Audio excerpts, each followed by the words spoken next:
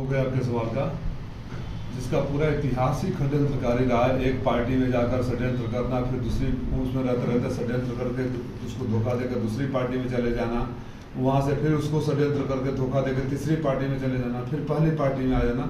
पूरा राजनीतिक इतिहास दारा सिंह का षड्यंत्र और धोखे से भरा पड़ा हुआ है और इसकी सजा घोसी की जनता ने दिया था उनको। मुझे लगा कि वो शायद एहसास करेंगे, वरिष्ठ नेता हैं, राजनीतिक अनुभव उनको ज़्यादा है, वो एहसास करेंगे।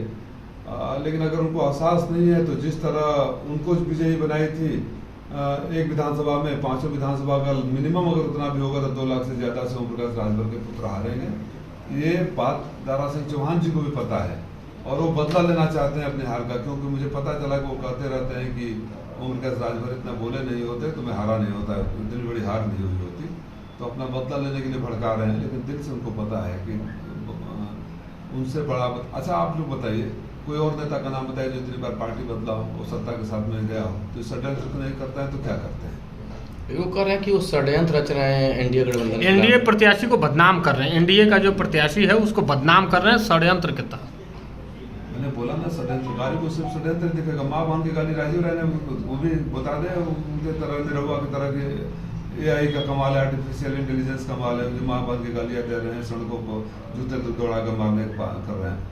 अरे दारा सिंह चौहान जी को शर्म आनी चाहिए कि जिस पार्टी ने आज उनको मंत्री बनाया उस पार्टी के कार्यकर्ताओं को माँ बहन का गालियाँ देकर जूते मारने की बात कर रहे हैं। सबको सल्तान दंडवत होकर जनता से माफ़ी मांगनी चाहिए, बजाय दूसरे पर आरोप लगाने के लिए।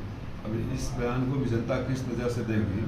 जनता की अपेक्षा ये रही होगी कि दारा सिंह चौहान जी उसका निंदा करेंगे और माफ़ी मांगेंगे कि जो पहले जो कुछ इन लोगों ने बोला है मैं उसका निंदा करता हूँ, माफ़ी मांगता हूँ। उसके बजाय वो मेरे को षड्यंत्रकारी बताने लगे, जिसका इतिहास ही पूरा षड्यंत्र से भरकर पार्टियों को धोखा देना और राज करना है। क्या लगता है कि दारा सिंह चौहान जिस तरीके से आपके खिलाफ प्रचार कर रहे हैं, बात दे रहे हैं, प्रभावकारी होंगे? मंत्री हैं। देखिए, मैं तो जब हमारी पार्टी में थे तो उनके साथ रहकर प्रचार किया, मजबूती से प्रचार किया।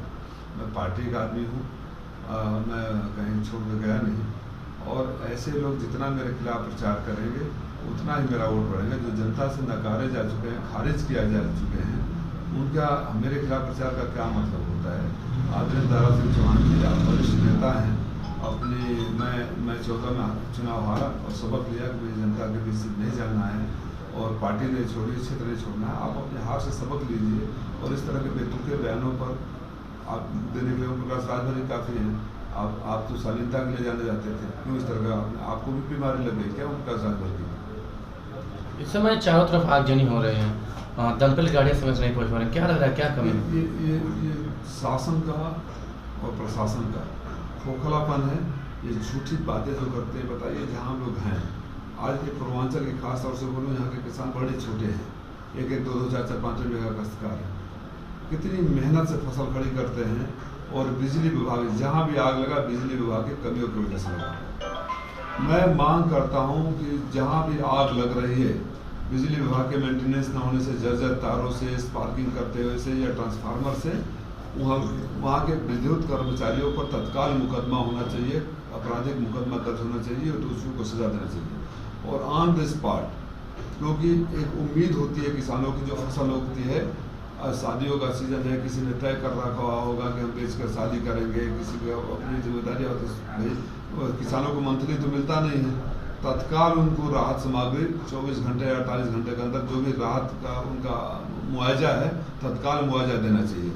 और जो मैं माननीय मंत्री जी से भी अनुरोध करूंगा कि आप सक्षम व्यक्ति हैं, पढ़े लिखे हैं, आपका गृह जनपद है, कम से कम यहाँ के खेत से जो तार जा रहे हैं, मैंने परसों भी जाकर देखा था, सवाल उठाया था कि कल्पनाथ राय जी के गांव का क्या जल सील व्यवस्था है, उसको दुरुस्त करवाइए और अपने अधिकारियों और कर्मचारियों के खिलाफ कार्रवाई करिए जहां उनकी कमियों की वजह से, मेंटेनेंस न करने की वजह से फसलों में आग लग रही है और किसानों के अरमानों पर पानी फिर रहा है। ऊर्जा मंत्री जी ने प्रेस वार्ता किया अभी जनपद में ही, AK शर्मा जी ने, उन्होंने कहा है कि अभी सरकार 5 साल तक राशन देगी। कितना असर डालेगा ये जो प्रेस वार्ता में अगर ऐसी बातें की जा रही है तो कितना असर डालेगा इस चुनाव पे? मेरे बड़े भाई हैं, उनके बारे में मैं क्या बोलूँ, उनके व्यक्तिगत जो वो कर रहे हैं सिर्फ वही नहीं कर रहे, पूरी सरकार कर रही है। तो इस सवाल को मैं ऐसे लेता हूँ कि AK शर्मा जी ने उत्तर प्रदेश सरकार ने कहा था या भारत सरकार ने कहा था, ये इनके दोहरेपन की इनके झूठ को दर्शाता है कि एक तरफ कहते हैं कि देश मजबूत हो गया, 5 ट्रिलियन इकॉनमी, 1 ट्रिलियन इकॉनमी, और जिस देश की आबादी 85 करोड़ आबादी 5 किलो अनाज पर हम लोग बाबा साहब अम्बेडकर की जयंती मना रहे हैं। बाबा साहब ने भी नहीं सोचा होगा कि 77 साल बाद तक और इनके शासन के 10 साल बाद तक और 6 साल अटल बिहारी वाजपेयी का भी रहा है, मान लीजिए सारे बातों को आप सबको खारिज करते हैं, उनको मान भी लिया जाए, तो आपके शासन में देश की 85 करोड़ आबादी 5 किलो राशन पर, और राशन कितना 30-35 रुपये का, क्योंकि 2 रुपये के जी राशन तो कांग्रेस के जमाने से मिलता आ रहा है। उस पर साहब का फोटो कितने का है और गैस का सिलेंडर कितने का कर दिया आपने। तो इस तरह के खोखले पर इनका सहारा यही रहा है, हम 5 किलो राशन देंगे, आप उन्हें वोट दीजिए, रोजगार दीजिए ना साहब, नौकरी दीजिए ना साहब, हुजूर जो पेपर लीक करवाते हैं उसको बंद करा दीजिए, काहे को 4 साल में फौज से रिटायर कर दे रहे, बेचारे नौजवान कहाँ जाएंगे, उनकी पूरी दीजिए।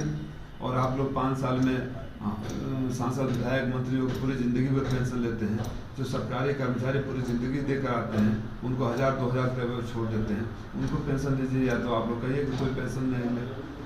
आप तथ्यों पर बात करें ना, ये लालच वाली बात मत करिए।